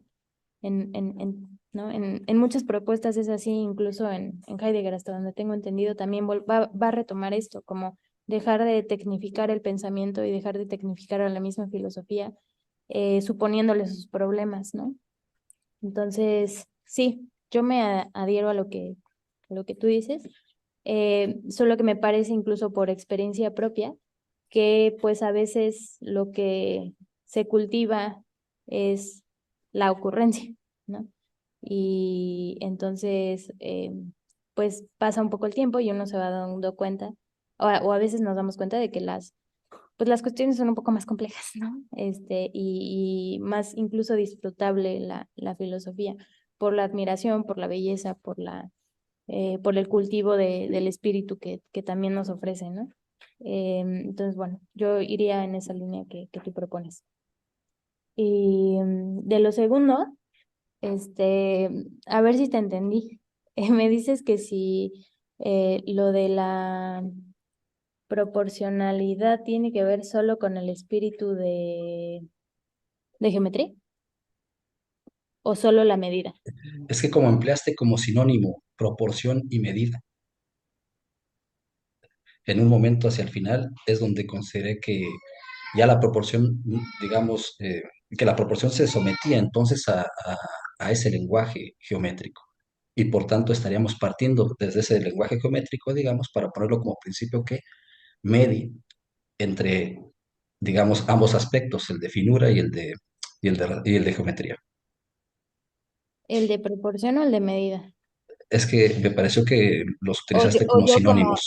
sí, la verdad es que ahí la verdad no lo pensé mucho en usar esa palabra, si te soy sincera. Yo pensaría que están en los dos, porque tanto en el espíritu de geometría, que de hecho a mí me parece que se divide en otro, que después dice, pero bueno, ahí se necesita la proporción porque se habla de principios y de distintos principios que no se tienen que confundir. Entonces ahí tendría que haber medida al menos. Y en el de sutileza, también, ¿no? Porque o al menos sería la medida en el sentimiento, ¿no? O en la proporción del sentimiento. Porque él empieza a hablar después de la sutileza, por ejemplo, para con la verdad y la justicia. Y entonces, si son cosas tan importantes como la verdad y la justicia, pues tienen que ser proporcionales o medidas, ¿no? O sea, para no caer de nuevo en los excesos. Pero sí lo usé como sinónimo. La verdad es que no sé si sea un término como estrictamente geométrico, a lo mejor sí, por lo que me dices, y habría yo que cuidar un poco más el uso, pero lo usé de una manera muy Ujú. desatendida. Ujú. Bueno, no sabría si es, como dices, estrictamente geométrico. Lo que dice Cassirer es que originariamente es del arte de la medida como se pasa a la filosofía en Grecia con Tales de Mileto, y eso se vuelve el principio del filosofar, dicho límite y medida. Por último, lo de la dialéctica erística de Schopenhauer, quería solo mencionarla porque también ese autor hace ese trabajo. Recordarnos que en esta sofística que le toca vivir del siglo XIX, hace falta, como en los tiempos de la filosofía clásica, una medida que limite a los sofistas. En aquellos tiempos fue la lógica, él piensa que ahora es la dialéctica erística. Eso es lo quería mencionar porque para abonar en lo que habías comentado. Gracias. No, a ti, gracias, Jesús. Y oye, no sabes si es que medida es como latino, ¿no? A lo mejor el término en griego es analogía y entonces sí sería lo mismo. Porque medida, la verdad es que no sé, pero si viene de modus, sí sería lo mismo y si no, sería otra cosa. Pero en griego sí hablaríamos de analogía, que pues se traduce como proporción o medida, modo. Sí, creo que no se trata de ese concepto en griego, si sería la diferencia. Me parece que iría más en la cuestión de poros, de precisamente lo contrario, aperon, que Mm, utiliza sí, ni idea. con Tales frente a Anaximandro, y en todo Mm. caso, pues también está Metros, ¿no? Pero no es el caso de Analogón, quizás sería la cuestión que en griego podríamos expresar un poco mejor, y nuestro lenguaje se vuelve eh, sinónimo. Sí, Gracias. lo voy a matizar para, para decirlo como más acorde. Muchas gracias. ¿Alguien más quisiera acompañarnos en la conversación? Yo, mientras alguien se anima, pues subrayar que en la conversación que acaban de mantener ustedes dos, pues salta a la vista que este problema que te preocupa ahora, Mari, y que a mí también me preocupó mucho cuando empecé mis labores docentes e incluso antes, ¿no? Es un tema que ha preocupado a todos los que se han dedicado a la filosofía, ¿no? ¿Verdad? Que está presente en los diálogos platónicos y que está presente en Pascal y que está presente en la filosofía clásica alemana, que está presente en el discurso del método, ¿no? O sea, ¿verdad? Donde Descartes habla de la facilidad que es pues ser un farsante en la escuela, en el gabinete del intelectual, ¿no? Y la puesta, la piedra de toque, que es la realidad, pues, ¿no? O sea, de aplicar tu pensamiento a la realidad, ¿no? Entonces tenemos ahí precisamente el problema de que nuestra labor se ubica en un ámbito muy imaginario, ¿no? O sea, mm, mm, muy fácil de construirlo de manera fraudulenta, ¿no? Falsificable. Ese es un verdadero problema. Y precisamente estas medidas de administración del conocimiento que existen ahora, pues no lo combaten, más bien lo favorecen, ¿no? Aunque ese sería también otro tema, como ven. Sí, a lo mejor a mí me faltó como decir eso también. O sea, yo comentaba lo de los grados académicos y el SNIC aquí en México, eh, y creo que lo resolvía un poco justo también como lo dijo Jesús. O sea, tendría que ser algo accesorio, ¿no? O algo accidental en la profesión. Y pues sí, lamentablemente hay casos en donde no es así. Y entonces, en lugar de decir como soy un profesional en filosofía o porque soy filósofo, bueno, entonces tengo un grado académico, pareciera que es al revés, o sea, como tengo un grado académico, entonces soy filósofo, ¿no? O ya aprendí filosofía. Y me parece que es una confusión muy sutil, ¿no? Por cierto, pero pues que genera confusiones, ¿no? Genera confusiones. Sobre todo, pues en estos tiempos que es tan necesaria las humanidades, la filosofía, y que sea tan difícil cultivarla en las escuelas es pues parte del problema que comentan. Ujú. Mira, yo cojo el balón así como rebota, ¿no? porque me das una oportunidad para decirles algo a tu generación, ¿no? Porque para mí los Buljul Chan y los no sé qué, a mí no me interesan, pero sí en lo más mínimo, ¿no? Y entonces lo que yo les diría es, pero vamos a ver, ustedes se meten a una librería, van al estante de las novedades, etcétera, etcétera, y se encuentran ahí lo que la industria del pensamiento les está pensando, les está presentando como pensadores. Que por cierto sacan un libro cada año y que aparentemente dicen cosas nuevas, pero que de nuevas tienen poco, etcétera, etcétera, ¿no? No sé, la sopa de Wuhan ahí cuando la pandemia, ¿no? Que rápido traducen y lo lanzan, etcétera, etcétera. O que si le dan el premio este o el premio aquel y se dejan impresionar por eso. Es decir, entonces yo diría, esa es una actitud poco filosófica, poco reflexiva, ¿no? Pensar que porque un autor se pone de moda, porque recibe el premio Nobel, porque como ahora esta señora Poniatowska que le dan el premio Nobel Carlos Fuentes, ¿no? ¿Cómo no ver allí un asunto de endogamia cultural de un pequeño grupito que se da el reconocimiento entre ellos y tal y tal? Es decir, a- a- el asunto es que los rasgos de la falsificación no son tan difíciles de identificar, ¿no? ¿Verdad? Y que ni siquiera es una cosa de un conocimiento tan sofisticado como la lógica, aunque para un profesional de la filosofía es algo perfectamente exigible, ¿verdad? Pero bueno, hay cosas de sentido común que uno tendría que tener y en las que uno se podría apoyar para pues no dejar que le den gato por liebre, ¿no? ¿Cómo ves? Sí, sí, pues totalmente y creo que al final el apunte de Pascal es muy cierto, la imaginación es la dueña del mundo, ¿no?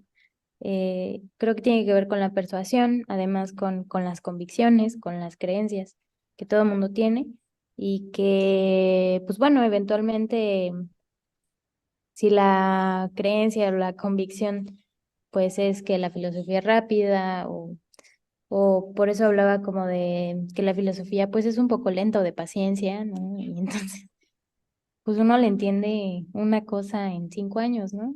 O yo así me siento, la verdad. Pero es una cosa como de productibilidad y de rapideza y, ¿no? Que ya vamos a arreglar el mundo ahora sí, ¿no? Entonces, de hecho, es una actitud muy, muy ilustrada, ¿no? O sea, creer que ya le dimos y ya encontramos y entonces córrele a renovar toda la literatura, todas las artes, todo. Yo personalmente siento que estamos volviendo a caer en eso, ¿no? Para bien y para mal. Y sí, definitivamente, pues las actitudes rápidas, el mundo en la ciudad, creo que es un factor importante. El hecho laboral, ¿no? Que pues, siguen trabajando 12 horas y te pagan nada. Em, Muchas cosas. El hecho de no tener una vida privada, de no tener intimidad, ¿no? De no cultivar la intimidad es otra cosa fuerte en las generaciones que pues estamos ahorita, ¿no? Y más las que vienen, ¿no? Y más las que vienen. Entonces, yo lo propondré así, mientras no haya un cultivo de lo íntimo, de lo filosóficamente interior, pues difícilmente va a haber un criterio como para más o menos no dejarse ir tan de boca, ¿no? Como si uno no tiene el tiempo, justamente ahora hablando de Heidegger, como de hacer morada o habitar un lugar realmente, hacerlo habitable, pues uno va bailando de cosa en cosa, ¿no? Y Pascal habla de eso, de que a veces lo nuevo nos puede gustar solo porque es nuevo, ¿no?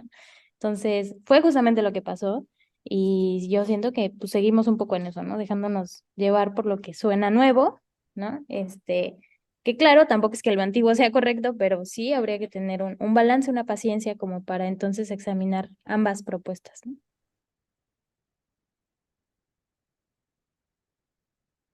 Bueno, y ahí tocas otro asunto que también es muy importante para todos, pero de nuevo especialmente para tu generación, que son las nuevas técnicas de explotación a las que estamos sometidos y que son incluso descaradas, ¿no? Porque una de las modas conceptuales recientes es esto de lo líquido, ¿no?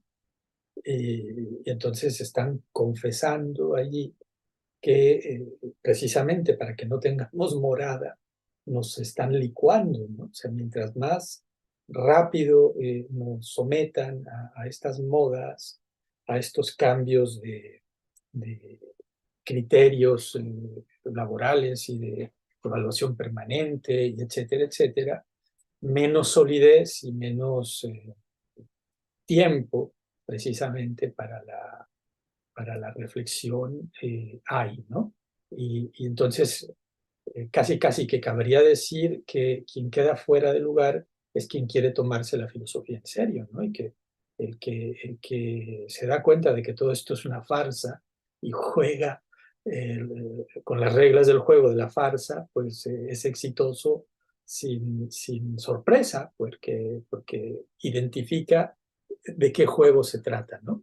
O sea, bueno, ampliemos esto porque no se refiere solo a la filosofía, sino a todo el sistema científico, ¿no? Porque ¿verdad? El hecho de que un científico de laboratorio, como un científico de todo tipo, por lo demás, ¿no? Sea tanto mejor científico cuanto mayor sea la cantidad de artículos que publique, pues eh, desplaza el asunto, el interés de su actividad de la sustancia, digamos, a la apariencia, ¿no? Eh, y si el sistema nos obliga a aparentar, ¿verdad? Entonces estamos precisamente en una situación análoga a la de las mascarillas. Todo el mundo sabe que no sirven para nada, pero por alguna razón todo el mundo nos las pusimos. Bueno, yo me las ponía porque si no, no me dejaban entrar a comprar víveres, ¿no? Y acá en Europa pues te multaban si no las traías, ¿no? Sí, y creo que prueba de lo que dices que nadie nos, un profesor de la licenciatura también nos decía, nadie nos pregunta nada, ¿no? O sea, estamos tan asfixiados en lo profesional filosófico que la gente no busca un filósofo, no nos busca. Eh, porque se promueve tampoco la cultura pues humana, ¿no? Fuera de la utilidad, fuera de la producción. Y se promueve tampoco que a la gente no le importa qué es la justicia, ¿no? O qué es la ética, ¿no? O sea, no son, han dejado de ser preocupaciones del mundo, de la gente, y creo que un reflejo muy directo es que pues nosotros egresamos, métete una maestría, métete un doctorado, métete, o sea, publica, punto, y es pues esta cosa como de estar ahí siendo un burócrata, ¿no? Un administrativo. O sea, yo no estoy peleada con los posgrados, ¿no? Sí los estoy haciendo, pero creo que hay una cosa de que pues está, o sea, mientras el fin de tu ejercicio profesional sea el grado académico, hay un problema, ¿no? Y nos tienen ahí encerraditos muy bonitos y la realidad es que no, pues no se nos busca o la gente ni sabe a qué nos dedicamos, ¿no? Entonces, pues pienso que si la cultura o la educación en general fuera más honesta, más sincera, más, o sea, justamente educación, pues la gente diría, ah, sí, claro, ustedes se dedican a esto, ¿no? Eh, Creo que sería más evidente, ¿no? Y pues no lo es y a ver hasta dónde seguimos así.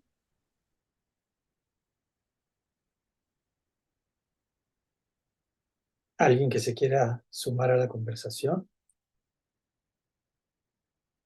pues yo Entonces, busco. Perdón, perdón, yo me adelante, animo, yo me animo. adelante, Si se sigue abriendo la comunicación, yo me animo, digo. adelante, adelante, pues, Carlos, adelante. Eh, Porque me gustó esto que mencionaste con Descartes y que se mezcla con lo de no hacer morada, que es todo esto nos lo han vuelto líquido y es decir, lo que buscaba Descartes, que era esa roca dura y arcilla, parece ser que ya no tiene que ver, digamos, con nuestras inquietudes, con nuestros intereses. Y decías que lo nuevo gusta por lo nuevo. 5 años, dices, se requiere como profundizar, se requiere tiempo. y pensaban que es un excelente ejemplo el autor en el que estamos ahora concentrándonos, porque es un autor que con mucha velocidad se nos dice que hacía innovaciones científicas y en distintos ámbitos, etcétera, con esa velocidad que parece ser que no es la que se requiere en nuestro ámbito para entender la teoría de cuerdas o entender la relatividad o entender la síntesis moderna de la biología o cosas por el estilo. Es decir, pareciera que en aquellos tiempos con Leibniz dicen que era un genio que creaba ciencia, solo levantaba la mano, cosas así, ¿no? Se nos comenta, en nuestro tiempo parecería que es mucho más difícil alcanzar a crear todo ese tipo de cientificidad. Eh, y también me inquietaba con lo que mencionaban, o que aquí en este caso completamente fue eh, Juan Carlos Moreno, porque me sonaba como el dualismo cartesiano, una especie de nuevo, como para caricaturizar el dualismo cartesiano, que se generaba una oposición entre la realidad y el cubículo gabinete, por decirlo así, del profesional, que es algo que recuerdo en mi experiencia profesional, muy recurrente, que los estudiantes y los profesores hablaban del, y cuando salgan a lo de veras, y cuando se enfrenten a la realidad, y cuando ya me parecía que todo este tipo de educación probablemente estaba haciendo daño, porque lo que en realidad se estaba haciendo era más bien producirles una imagen, producirles ese adentro, producirles como si no fuese la realidad, la universidad que les toca estar viviendo, las clases que les toca estar viviendo, la situación laboral, digamos, de la misma universidad. Forma parte de esa realidad. En esta comparación que hacíamos, eh, decía Mari que, pues, que no les interesa a las personas preguntarnos qué hacemos, que no vemos, digamos, actos públicos sobre la justicia, sobre estos temas de los filósofos. Ahora que estoy viviendo en Alemania, pues veo que sí se hace y mucho. Hay muchísimos foros, muchísimos centros, se traen a las iglesias, se traen a distintos profesores y están ahí hablándonos de temas. ¿No sería más bien tener que pensar en el tipo de sociedad en la que estamos habitando y por qué en ciertas sociedades se promueve más este tipo de reconocimiento? Aquí veo a los filósofos publicar en los periódicos cotidianamente, revistas, etcétera, y con apoyo. Y lo que encuentro es que en nuestro contexto mexicano más bien es dificultar esto. Se da en ciertos sectores reducidos, más elitistas, podríamos decir, donde también hay este tipo de intercambios, pero en lo general no se hace, no tiene que ver también con el tipo de sociedad que se intenta producir. Es decir, una sociedad más, como se nos suele señalar, más maquiladora, más trabajadora, más siempre en vías de desarrollo y no propiamente, digamos, en una especie de plenitud de desarrollo humano. No sé, Sí, los, los, las cuestiones de las novedades en las librerías también me inquietan. Como lo mencionaste, porque pues ahí nos encontramos también a Jean-Luc Nancy, no solamente a Byung-Chul Han, también a Nancy nos encontramos, es decir, ¿a dónde podríamos ir si no? Y esa industria editorial no está también de la mano de los profesores, no se alimenta de los profesores y no son los que promueven, digamos, dicha industria. ¿A dónde podríamos ir? ¿Cómo se nos puede, cómo encontrarnos con lo que se tendría que leer filosóficamente? Si no es a través de lo que los profesores nos aconsejan, lo que nos encontramos en las librerías y en las bibliotecas. ¿Cómo hacerle para encontrar dicho consuelo? Porque por lo demás, pues se vuelve un laberinto donde suenan los conceptos y nos quedamos en conceptos como entre espejos, nada más rebotan. gracias, Jesús. Por lo primero, sí, creo que depende de la sociedad y ahora en México padecemos un tipo de educación muy particular, ¿no? Que es como muy positivista. O sea, aquí Gabino Barreda, que fue el que metió mucho la mano en el sistema educativo, pues fue alumno de Comte, ¿no? Por ejemplo. Y en alguna ocasión yo leía a Gabriela Mistral, que fue también de las que hizo el sistema educativo junto con Vasconcelos, y pues uno lee lo que ellos querían, o al menos Gabriela Mistral, y ella sí hablaba del cultivo de las potencialidades de la persona humana, o sea, educación en serio, educación con una ética, una educación responsable desde los docentes y obviamente desde la escuela. Solo que, híjole, o sea, ahorita yo creo que son contadas las instituciones educativas que no han cedido al mercantilismo. O sea, te vamos a enseñar algo para que aprendas a trabajar, ¿no? Y ya. Pues en las prepas ahorita ya los dividen como por sectores, ¿no?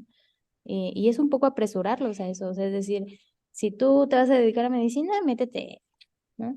Entonces, digo, yo aquí me están escuchando los alumnos que son del área 4, ¿no? Que es de humanidades, y entonces uno sí se pregunta, pero pues todos los alumnos son humanos, ¿no? O sea, todo el mundo debería de cultivar las humanidades, ¿no?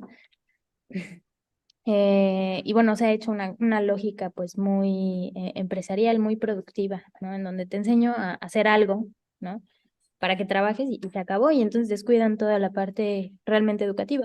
A eso hay que sumarle pues la cuestión de las familias, ¿no? Los papás trabajan todo el día, mis papás trabajaban todo el día, y entonces, digo, afortunadamente yo tuve muchos hermanos, pero pues hay muchos chavos que crecen solos, ¿no?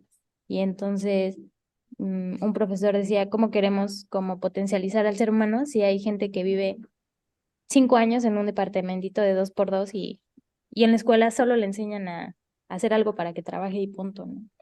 Entonces, sí, yo creo que sí va de la mano, es un círculo vicioso. Por ejemplo, hablando de estos círculos, como el que mencionas, Pascal dice, el intelecto y la sensación se forman en las conversaciones, ¿no? Entonces hay que elegir conversaciones que te formen, ¿no? Que te potencialicen, que te fortifiquen, que te edifiquen. Y dice, pero el problema está en que, pues, si tú no buscas eso, pues vas a seguir buscando conversaciones que no te potencialicen, que no te edifiquen, que no te eduquen, y así. Y se vuelve un círculo vicioso porque si no te edificas y nada, pues vas a buscar el mismo tipo de conversaciones. Y pues sí, digo, es la cuestión, ¿no? Es la cuestión que está hoy en día. Y pues siento que, pues cada quien la hace como puede o desde donde entiende que está aportando algo, ¿no? Lo que conecta tu tema, el tema de tu conferencia con otro tema también muy pascaliano, que es el de la diversión, ¿no? Porque quizás una de las, por ejemplo, pues todos nosotros estamos en las redes sociales, ¿no? Por una razón u otra, y yo he logrado encontrarle cierto uso, ¿no? Pero últimamente o sea, cada tercer día pienso, voy a cerrar esta, ¿va? Porque la industria de la diversión y cosas peores, ¿no? Está en un acoso permanente, un acoso permanente. Incluso pues en un medio en el que se supone que tú tendrías cierto control, ¿no? O sea, ¿verdad? Una de las supuestas ventajas de esto en relación a la televisión es que tú tendrías cierto control, pero no, no es cierto. Y entonces parte de algo que explica en buena medida nuestra situación es este acoso de la banalidad, este acoso de la sociedad del espectáculo, ¿no? Que también decía otro pensador francés, ¿no? Y bueno, en fin, de la imaginación, esta reina que nos domina y nos somete, y que esta gente que tiene las riendas lo sabe muy bien, ¿verdad? Y que la utiliza, pues, por ejemplo, en la publicidad, en una publicidad que no respeta ni a los menores, ¿verdad? Por ejemplo, ¿no? Ahora que viene la época de los regalos para los niños, el acoso es brutal, por ejemplo, ¿no? Y no hay un ethos, un orden, una justicia que les frene un poquito, ¿no? Y lo que hacen con ellos, pues lo hacen con todos nosotros, porque vuelvo al asunto de las novedades de la librería, cierto, es la librería donde pero pasa un poco como en las redes sociales, ¿no? O sea, no me voy de las redes sociales porque eso me permite, entre otras cosas, estar ahora hablando con ustedes. Pero eh, entras tú a las librerías y están las pilas de basura, ¿no?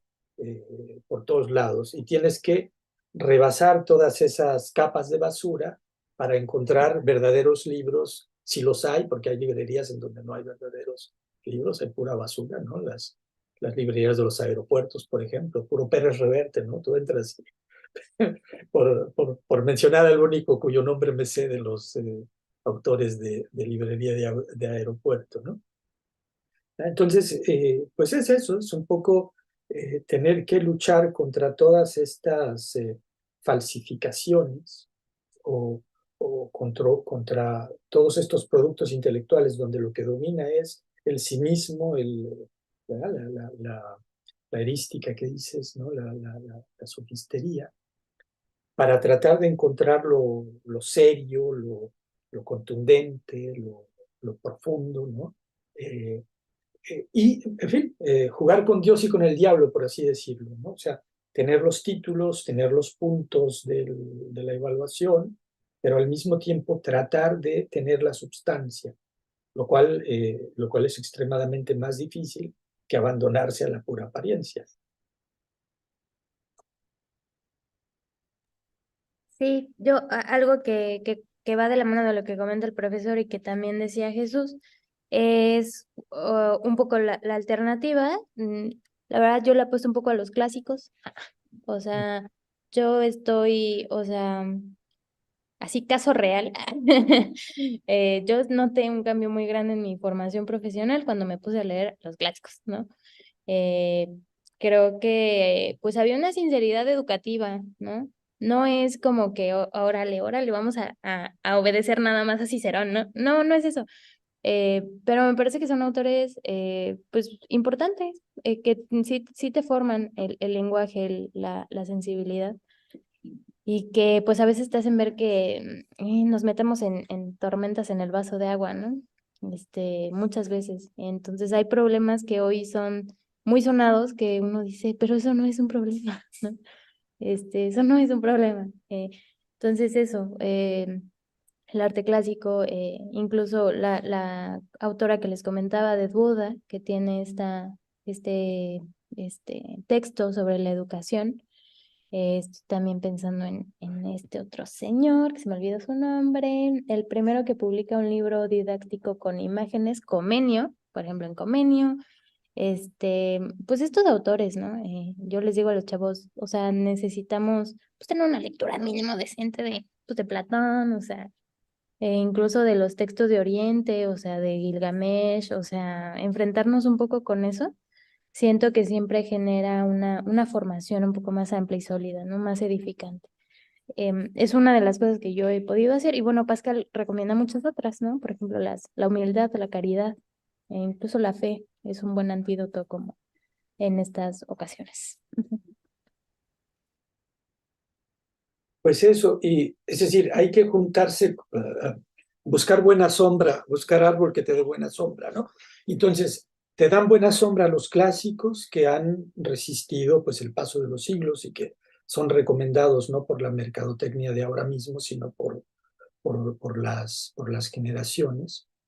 Y otro punto importante es hacer comunidad con quienes tienen aspiraciones semejantes a las nuestras, ¿no? O sea, no limitarse al cuerpo académico al que te obligan a pertenecer en estos sistemas de explotación a los que nos referíamos antes, ¿no?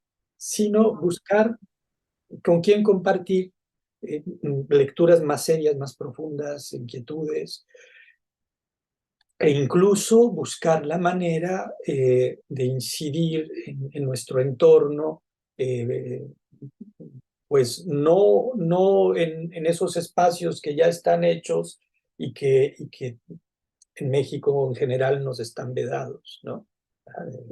Habría que hacer todo un análisis, ¿no? Jesús Carlos apuntaba hacia allá, habría que hacer por qué esa diferencia de importancia de la filosofía y las humanidades allá y acá, ¿no? En Francia, para abundar a lo que ya decía Jesús Carlos, las defensas de tesis de doctorado aparecían en la prensa nacional. O sea, se anunciaba que fulano de en tal fecha, o sea, no, supongo que seguirán haciéndolo, ¿no? Entonces, es una noticia nacional que alguien va a defender una tesis de doctorado, ¿no? Y en cambio, a nosotros, la aparición de un nuevo libro de un filósofo de aquí, a fin de la ciudad o del país, es algo que provoca una indiferencia absoluta, ¿no? O si te invitan a Radio Huaca a presentarlo, lo presenta un presentador que no lo ha leído, ¿no? Y que te apura que rápido respondas preguntas superficiales sobre lo que se le ocurrió cuando vio el título, ¿no? O sea, Pero bueno, si ellos no le dan importancia, nosotros tendríamos que dársela. Y ahora pues hay medios como este, por ejemplo, del que nos podríamos aprovechar y del que hay jóvenes y ya vemos no tan jóvenes que nos estamos aprovechando. Se me ocurre eso decirte así, a bote pronto. ¿Cómo ves, Sí. Ante? Yo solo para cerrar y también como completando a Jesús Carlos, que ya no habló y ya le estamos echando mucho, pero no sé cómo sean los planes de estudio allá, a la verdad, pero pues aquí sucede una cosa como de que ves a todos los griegos en un semestre y entonces luego vas corriendo y de patrística y escolástica un semestre y entonces luego de ahí nos brincamos al siglo XVII y entonces no manches, o sea, de por sí un semestre, o sea, en un semestre para ver escolástica y patrística y escolástica son 10 siglos, ¿no? Entonces te traen así como burrito, ¿no? Tanto a los alumnos como a los maestros. Y entonces, pues eso, creo que eso es un problema de llevar las licenciaturas con prisa, ¿no? Con esa prisa característica, ¿no? Aquí en la Facultad de Filosofía ahorita nos movieron la materia de metafísica a tercer semestre, un semestre, ¿no? Así. Entonces dices, híjole, ¿no? Pero llevas como 4 materias enfocadas a filosofía de la ciencia, ¿no? Entonces, son contrapesos y cosas. Y eso, lo mismo, los chavos además, hay mucha gente que tiene una afinidad por otros temas, ¿no? La cultura, la música, la filosofía, la admiración, el placer, yo qué sé, y no les da tiempo de nada, ¿no? Porque las mismas licenciaturas pues están diseñadas así, ¿no? Tristemente. Y pues bueno, creo que yo con esto cierro y pues nada, agradecerles mucho, espero que les haya gustado y muchísimas gracias, espero vernos pronto por aquí. Muchísimas gracias, Mari. Un aplauso. Y eso, vamos a seguir. Pues gracias a todas las personas que nos acompañaron y el próximo miércoles tenemos la exposición del maestro Humberto Romano de la Universidad Innova México, cuyo título es Pascal, una visión de Mauricio Bouchot, el miércoles 13 de diciembre. Los esperamos. Muchísimas gracias, hasta luego. Hasta luego, Mari. Muchas gracias.